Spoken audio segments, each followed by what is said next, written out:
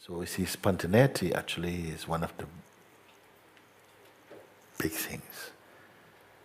And when we become attached or you have desire, it tightens up and you lose that sense of spontaneity, see. There's a story about, there was once in the jungle, no? The insects got together and decided to have a party. It was an insect rave in the jungle. So all the insects came together and, everybody came for the night, and the bees, they were vroom, vroom, vroom, vroom, vroom, chickadee, chickadee. So all the insects are dancing and all the what you call them, the fireflies, they were so everybody's happy dancing. So then the centipede got really carried away. He was like, oh, that's my groove. So he just started to dance. Like that. Can you imagine centipede, 100 legs?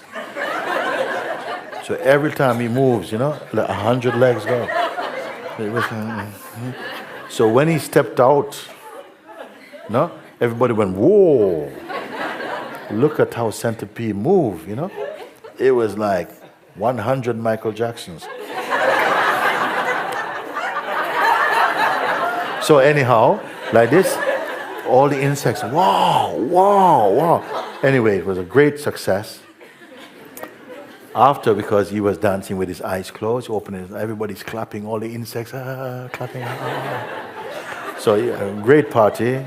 So now Centipede is going home in the night, and he's walking with one bug was walking with him as a friend, like this, and everybody's clapping and everything. So the bug says, Centipede, I didn't know you were you're an amazing mover. We've never seen anything like this in the jungle. I mean, you are amazing. The centipede started to feel proud. Yeah. He says, yeah, how do you do that move? How do you do those moves? Well, of course, he didn't know how he did it. He was just happy, enjoying. He wasn't looking, leg 17 move to the right or something. No, he just, and all the legs moved.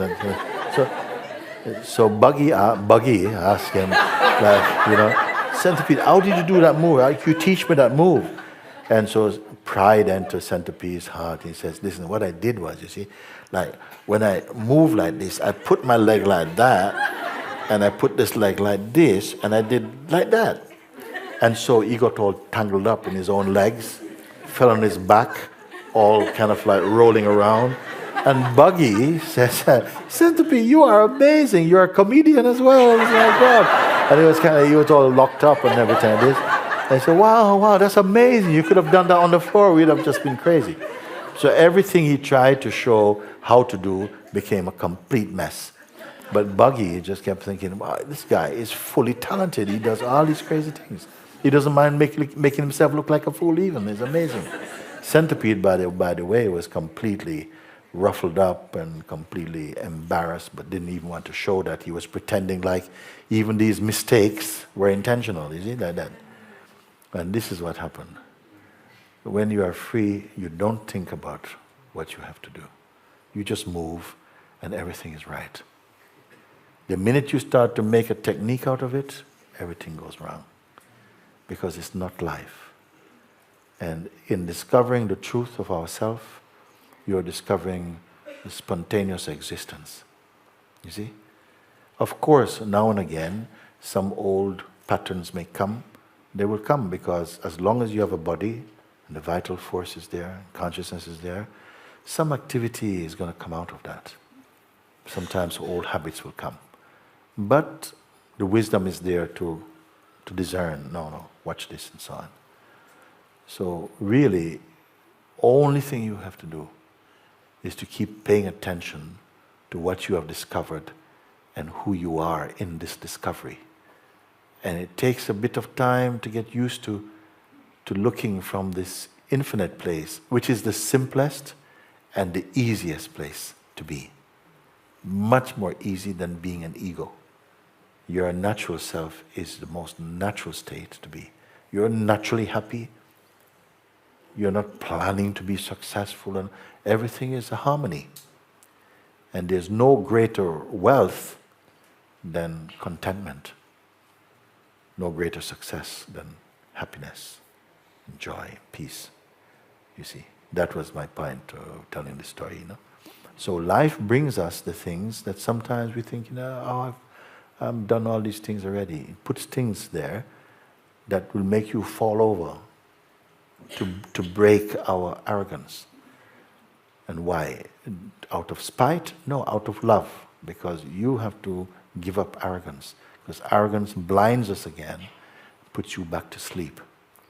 We have already been asleep for so long. Asleep meaning what? Meaning not aware of our true self, not living from the place of truth. So, time to wake up. And to enjoy your awakening, not suffer it. Because even the most challenging things that come while you're breaking through or breaking out of the groove of your bondage in a way, even there it is cause for joy, even with the pain, because they are just like birth pains. They are maybe the most terrible things in the life, but when they are over, when the child comes, all the pain of birth pains have gone. Sometimes our awakening is a bit like that. You have to suffer this transition and the fears that it brings, that you may be giving up something of value to become nothing. All the mind plays all these things. But trust that something comes to you from life. It's a gift from the life in the form of an invitation to discover your true nature. And it brought you here. And I cannot see any mistake in that. So, thank you. Thank you, thank you, thank you.